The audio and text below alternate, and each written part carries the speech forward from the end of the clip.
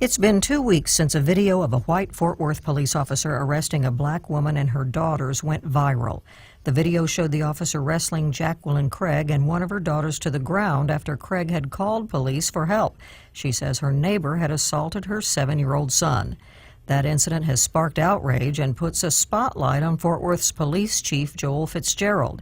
KERA's Christopher Conley reports that as the investigation is ongoing, many are waiting to see how he handles the fallout. Joel Fitzgerald's first public appearance in Fort Worth after being named police chief signaled a commitment to building stronger bonds between the department and residents. In the fall of 2015, he addressed reporters surrounded by city leadership, police brass, and leaders from across Fort Worth's diverse communities. Sometimes it's a little more than just being the occupying force. Sometimes it's involving ourselves in the fabric of what goes on in the community, and that's one thing that I promise in my time here is to make sure that we engage the community members actively, we listen, and we build an inclusive Fort Worth Police Department. More than a year later, that viral video of a white officer arresting a black mother has caused tension and protests. No justice, no peace! It may be the biggest test yet for the city's first African-American police chief. At a press conference called by black faith leaders in Fort Worth, pastors demanded the officer from the video be fired and prosecuted. They wanted more action from the department to build trust with the community. Still, Reverend B.R. Daniels of First Greater New Hope Baptist Church had praise for the chief. I do want to applaud our chief, Chief Fitzgerald, who has an open door policy, who has been willing to come to our communities and our churches to speak with us and to hear us, and who has gone back and has diligently fought to make our concerns manifest. Fitzgerald declined an interview, but has publicly pledged transparency during the investigation.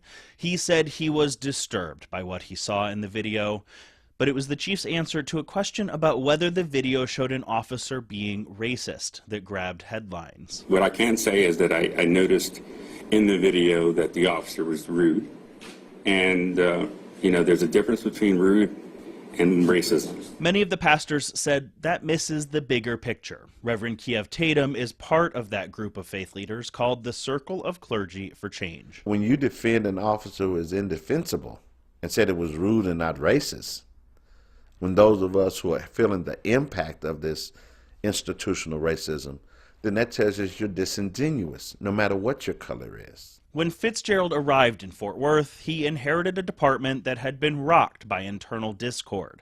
African-American officers had sued, alleging racial discrimination. That came on top of high-profile events, including the taser death of a mentally ill black man.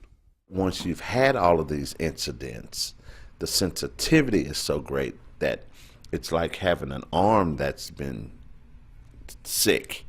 You don't have to hit it hard for it to hurt. Tatum says the Fort Worth Police Department has failed to fully implement a 2014 plan to address those problems.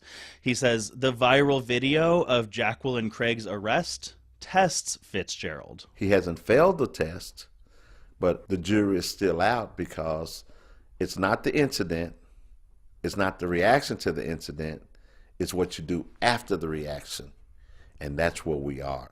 Alex Del Carmen agrees. He leads Tarleton State University's criminal justice program and has helped train officers and police chiefs. He says the perception among those being policed that they will get fair treatment is crucial for effective policing in any city. If I were chief, I would want to know what exactly is the credibility index of the people in the community towards the Fort Worth Police Department. It's not whether or not they like the officers, and it's not whether or not, people support the law enforcement community. We know that here in Texas we do. But what's important is the credibility. Del Carmen points to a track record of progressive policing efforts in Fort Worth, including a Justice Department program designed to build trust between communities of color and law enforcement agencies. He says Fitzgerald has to make sure those efforts are making a meaningful difference on the ground. Throughout the nation, what we found is that there are times when police agencies may say all the right things at the top level, but at the same time, the rank and file don't seem to represent whatever the top ranking officers is. In other words, has not trickled down to the extent that the actual officers are doing that. Del Carmen says this viral video offers an opportunity for Fitzgerald. he could help make Fort Worth a national model for how to respond to these kinds of racially charged incidents and for overcoming long-standing grievances between police and communities of color. Christopher Connolly, KERA News.